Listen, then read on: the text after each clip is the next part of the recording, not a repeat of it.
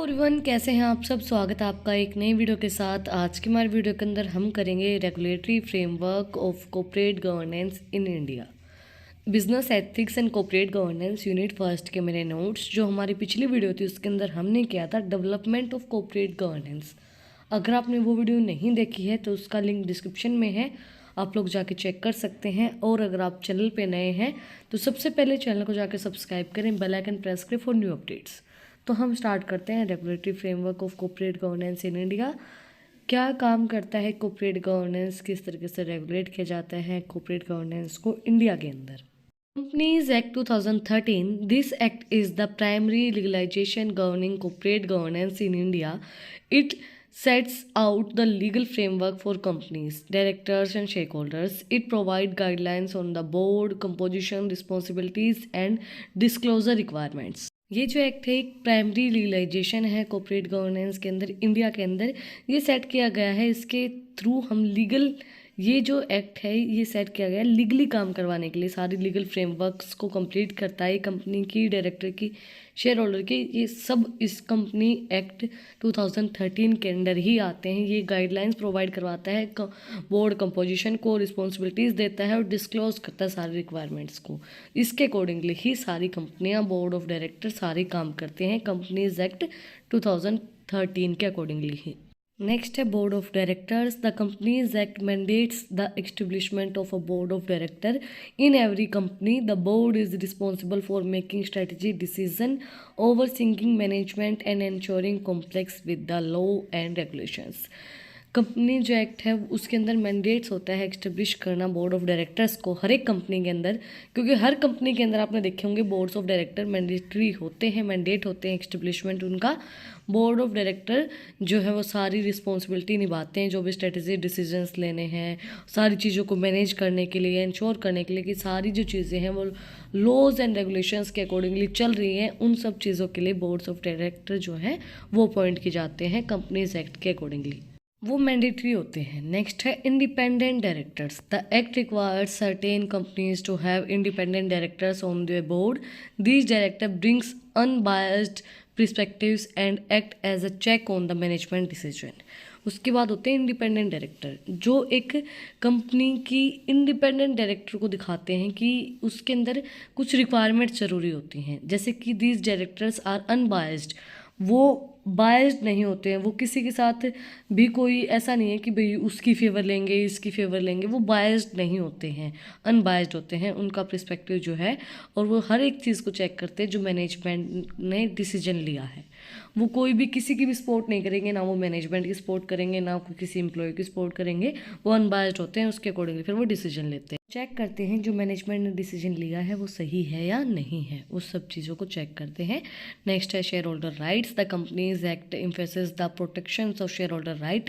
It ensures transparency in financial reporting, disclosure of material information and the right of participate in the decision making through voting. जो company है, जो companies act के accordingly क्या बोला गया कि share holder के सारे राइट्स को प्रोटेक्ट किया जाएगा। मतलब कि कॉर्पोरेट गवर्नेंस की हेल्प से फाइनेंशियल सारी रिपोर्ट जो हैं वो सही दी जाएंगी, उनके अंदर ट्रांसपेरेंसी होगी, सारी इन्फॉर्मेशन को डिस्क्लोजर किया जाएगा, सारे राइट्स उनको मिलेंगे शेयर होल्डर्स को, वो हर एक डिसीजन के अंदर पार्टिसिपेट करेंगे, उनको वोटिंग राइट भी होगा। थोड़ी सी प्रॉपर तरीके से भी तबीयत ठीक नहीं हुई है भाई, तो थोड़ा सा एक गले को मैनेज कर लेना, थोड़ी सी आवाज़ हो जाती है ऊपर नीचे कभी कभी। Audit and financial reporting.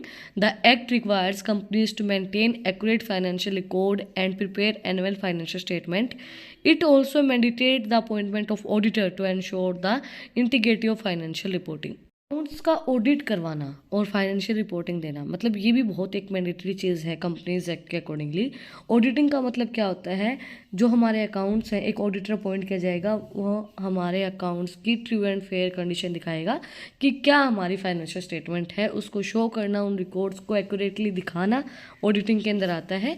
तो वो भी एक मैंडेटरी चीज़ है, ऑडिटर को अपॉइंट करके फाइनेंशियल रिपोर्टिंग देना कि अभी हमारे फाइनेंस की क्या कंडीशन चल रही है। Next है Security and Exchange Board of India. SEBI plays a critical role in regulating corporate governance practices. It issues regulations and guidelines to promote transparency, fairness, and investors protecting in the capital market. Security exchange board of India जो है वो एक बहुत बड़ा role play करता है corporate governance को चलाने के लिए, क्योंकि ये इशू करता है सारी गाइडलाइंस, सारे रूल रेगुलेशंस जो ट्रांसपेरेंसी को शो करने में हेल्प करते हैं, मतलब प्रमोट करता है ट्रांसपेरेंसी को कि हर एक चीज़ फेयर होनी चाहिए, ट्रांसपेरेंट होनी चाहिए, और इन्वेस्टर्स को प्रोटेक्ट करने में भी हेल्प करता है। नेक्स्ट है corporate social responsibility. The companies act introduce the concept of CSR requirement certain companies to spend a proportion of their profit on social and environmental incentives। Corporate social responsibility इसके अंदर क्या है, जो companies act के accordingly ये company की spends और proportions को बताता है कि कितना हमने प्रॉफिट रखना है और कितने हमारी सोशल और इन्वायरमेंटल इश्यूज इंसेंटिव्स हमें करने हैं, मतलब कितना हमें सोसाइटी को देना है, बाहर हमें कितना खर्च करना है और कितना हमें प्रॉफिट कमाना है, कितना प्रोपोर्शन हम रख सकते हैं और कितना हमें स्पेंड करना है इन्वायरमेंट के ऊपर और सोसाइटी के ऊपर। वो सब चीज़ें कॉर्पोरेट सोशल रिस्पॉन्सिबिलिटी के अंदर कंपनीज एक्ट के अकॉर्डिंगली बताई जाती हैं। Disclosure and transparency. Companies are required to disclose relevant information to shareholders and the public. These includes financial statement, annual reports, and other material information that may impact shareholder decision.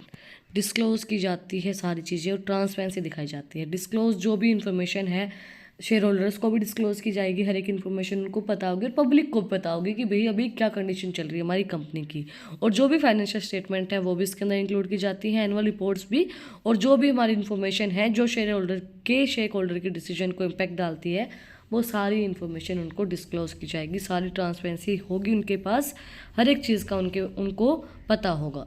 Next है complaints and penalty. Complaints and penalty के अंदर है non complaints with the corporate governance regulations and the result in penalty fines और legal consequences for the companies and their directors. जो भी non complaint जो भी चीज़ें हैं कॉर्पोरेट गवर्नेंस है वो रेगुलेट की जाती हैं, पेनल्टीज़ लगाई जाती हैं उनके ऊपर, फीस फाइन्स लगाए जाते हैं, लीगल एक्शन लिए जाते हैं।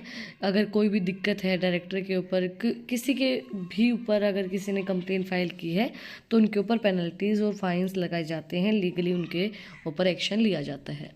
इसी के साथ आज का जो हमारा टॉपिक है वो कंप्लीट हो गया है। Regulatory framework of corporate governance in India, किस तरीके से रेगुलेट किया जाता है, किस तरीके से प्रोटेक्ट किया जाता है, क्या क्या चीज़ें आती हैं कंपनीज एक्ट के अंदर, वो हमने आज के वीडियो के अंदर कवर किया है। अगर आपको आज की वीडियो पसंद आई तो आप लोग को बताइए क्या करना है, कमेंट सेक्शन में मुझे बताना है कि आपको वीडियो कैसी लगी।